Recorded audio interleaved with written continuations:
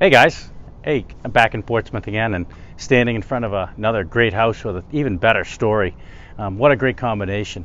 But this house here is special. Not only is it a really beautiful house, but it was the scene of one of the most amazing things to take place in Portsmouth just before the American Revolution. This house was actually built up around 1758, but the owner passed away suddenly and the house was sold, and was sold for a lot of money.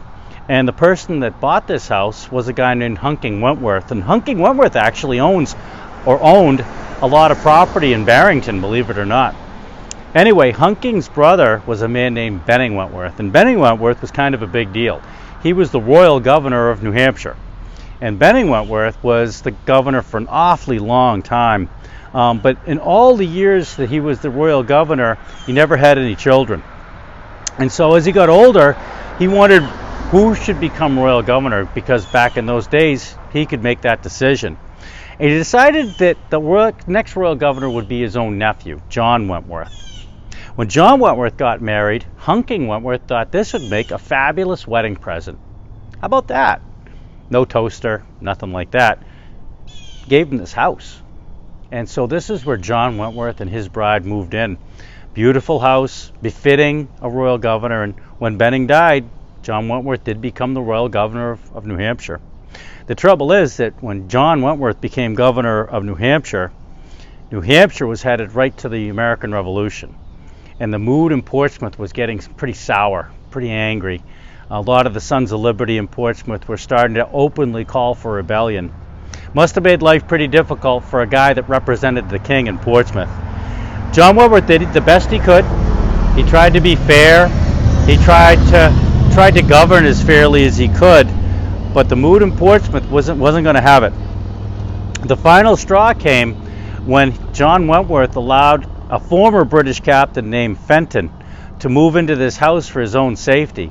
This Captain Fenton had made a real pain in the neck of himself in the western part of the state, and literally mobs were looking for this guy. They were going to run him out of the state one way or the other. They really didn't like this Captain Fenton. Well, Captain Fenton came here and sought refuge, and John Wentworth allowed him to stay. Word got out that that's where Captain Fenton was, and sure enough, a mob descended on this house. And right behind me, you see one of the nicest front doors in Portsmouth, one of the oldest front doors in Portsmouth.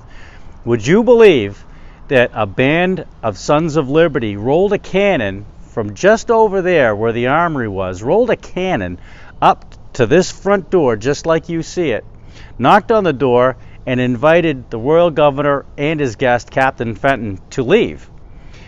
We'll give you 15 minutes, they said. If you don't leave in 15 minutes, then we're going to blow the door off this house with this cannon.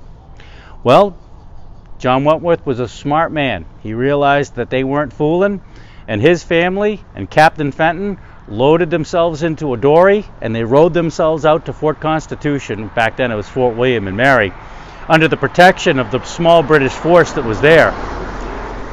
John Wentworth never came back to this house.